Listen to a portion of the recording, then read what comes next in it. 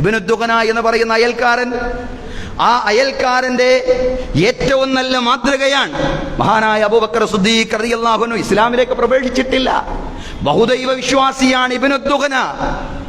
അബൂബക്കർ സിദ്ദീഖ് റളിയല്ലാഹു അൻഹു അബസീനയിലേക്ക് ഹിജറ പോവാൻ വേണ്ടി തയ്യാറെടുക്കുമ്പോൾ അബൂബക്കറിനെ വഴിയിൽ തടഞ്ഞു ഇബ്നു ദുഗന. അബൂബക്കർ എങ്ങോട്ടാ പോകുന്നത്?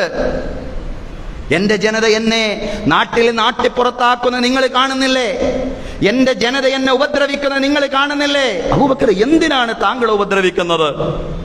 അല്ലാഹുവാണ് താങ്കളെ കുടുംബ ബന്ധം നല്ലതുപോലെ ചേർക്കുന്നയാളാണ്, താങ്കൾ കഷ്ടപ്പെടുന്നവരെ സഹായിക്കുന്നയാളാണ്, താങ്കൾ കടക്കാരെ പിന്തുണക്കുന്നയാളാണ്, താങ്കൾ അശരണർക്ക് അഭയം നൽകുന്നയാളാണ്.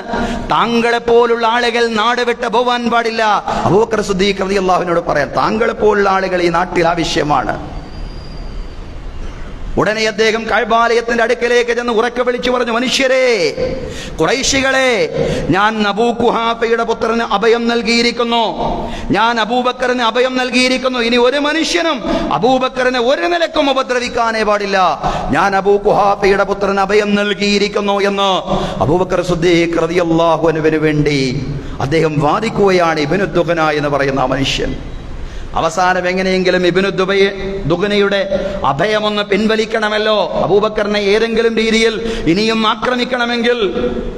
അതിനാണ് ഖുറൈശികൾ ഇബ്നു ദുഗനയുടെ വീട്ടിൽ വന്നു.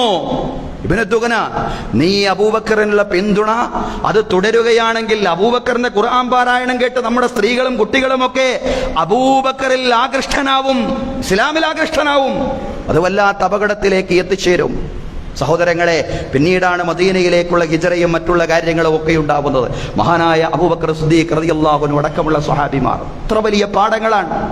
ഒരയൽക്കാരനോടുള്ള ബന്ധം ജാതിമത വ്യത്യാസങ്ങൾക്ക് അതീതമായി ആ അയൽക്കാരന്റെ ഹൃദയത്തിൽ ജീവിക്കുവാൻ നമുക്ക് സാധിക്കണം എന്നാണ് മഹാനായ അബൂബക്കർ സിദ്ദീഖ് റളിയല്ലാഹു അൻഹുവിന്റെ ജീവിതം നമ്മെ പഠിപ്പിക്കുന്നത്. അങ്ങനെയുള്ള നിരവധി പാഠങ്ങൾ അബൂബക്കർ സിദ്ദീഖ് റളിയല്ലാഹു അൻഹു അടക്കമുള്ള സ്വഹാബിമാരിൽ നിന്ന് നമുക്ക് ഉൾക്കൊള്ളാനുണ്ട്, നമുക്ക് പകർത്താനുണ്ട്. നമുക്ക് മാത്രമല്ല, നമ്മുടെ മക്കൾക്കും നമ്മുടെ കുടുംബത്തിനുമെല്ലാം